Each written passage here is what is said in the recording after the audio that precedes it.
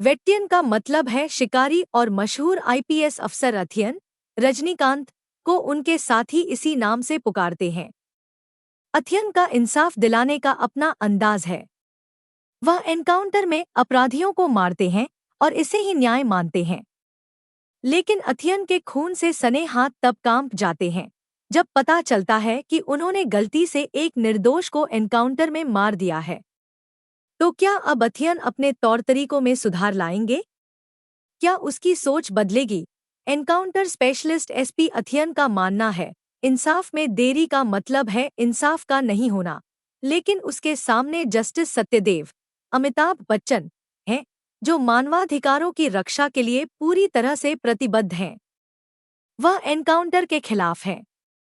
उनका मानना है कि जल्दबाजी में न्याय करना न्याय को दफना देना है। अथियन और सत्यदेव दोनों उलट विचारधारा वाले हैं और अपनी सोच समझ के चरम पर हैं। कहानी में सरकारी स्कूल की एक टीचर संध्या दुशारा विजन है, जिसके बलात्कार और हत्या के मामले में अथियन जल्दबाजी में इंसाफ करना चाहते हैं। मीडिया, राजनीतिक और समाज के दबाव के आगे झुककर अथियन एक निर्दोष की एनकाउंटर में हत्या कर देते हैं।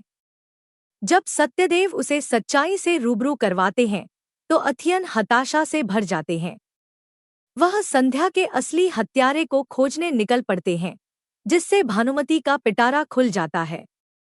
एक के बाद एक नए खुलासे होते हैं। लेकिन क्या अब अथियन फिर से अपनी बंदूक का इस्तेमाल करेंगे या अपनी भूल से कोई सीख लेंगे? यह जानने के लिए आपको फिल्म देखनी होगी।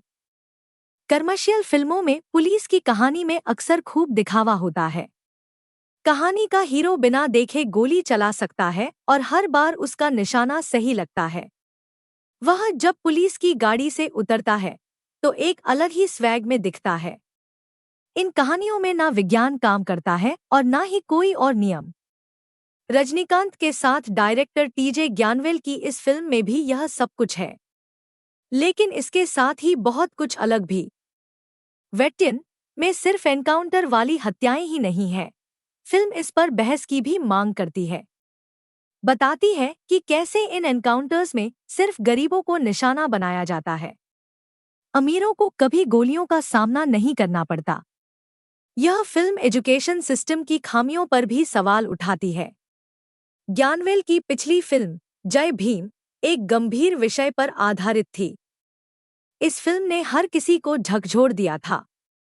अब वेट्टियन में ज्ञानवेल एक दिलचस्प सोशल ड्रामा लेकर आए हैं। लेकिन समस्या ये है कि रजनीकांत के स्टारडम के कारण यहाँ कहानी दबी रह गई है।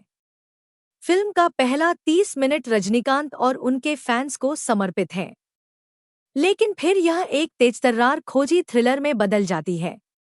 एक इंट्रो फाइट, एक डांस नंबर और तेज नैरेशन के साथ कहानी पहले हाफ को चुस्त दुरुस्त रहती है।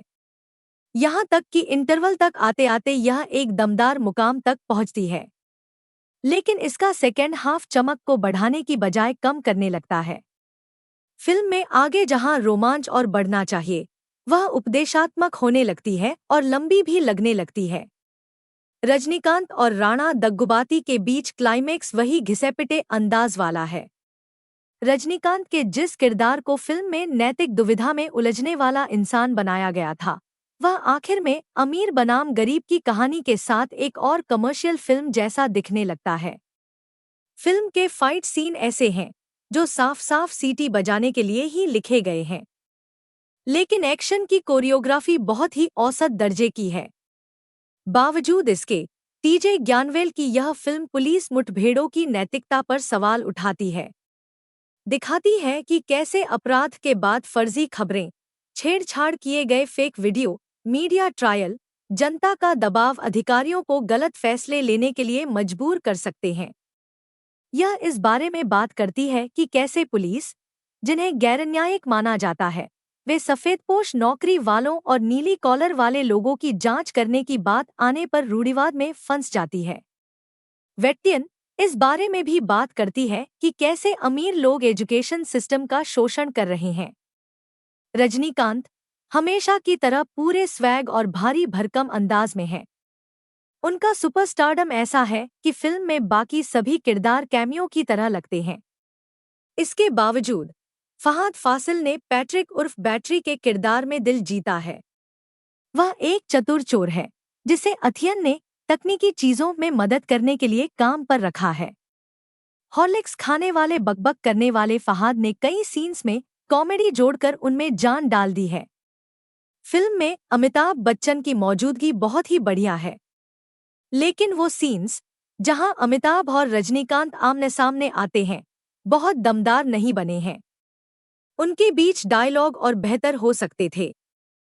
मंजू वॉरियर ने रजनीकांत की पत्नी का किरदार निभाया है, जो एक यूट्यूब चैनल चलाती है। फिल्म में उनकी भूमिका रजनीकांत की सपोर्ट सिस्टम तक ही सीमित है, लेकिन अंत में सीन में वह 10/10 स्कोर करती हैं। एजुकेशन सिस्टम को भुनाने वाले एक तेज तर्रार बिजनेसमैन के रोल में राणा दग्गुबाती केवल अंत में दिखाई देते हैं। अनिरुद्ध का बैकग्राउंड स्कोर फिल्म को आगे बढ़ाता है। बैकग्राउंड म्यूजिक बढ़िया है, जिसके आगे गाने भी फीके पड़ जाते हैं। फिल्म के इमोशनल सीन्स में थोड़ी और गहराई की जरूरत थी। डायरेक्टर टीजे ज्ञानवेल ने जय भीम के बाद वेट्यन के जरिए एक और सोशल ड्रामा पेश किया है, लेकिन इस बार इसे चमकदमक वाली पोटली में लपेटा गया है। उनके पास एक दिलचस्प कहानी भी थी, लेकिन स्टारडम के कीड़े ने डंक मार दिया। बाकी फिल्म रजनीकांत और उनके फैंस के लिए तो एक ट्रीट है ही।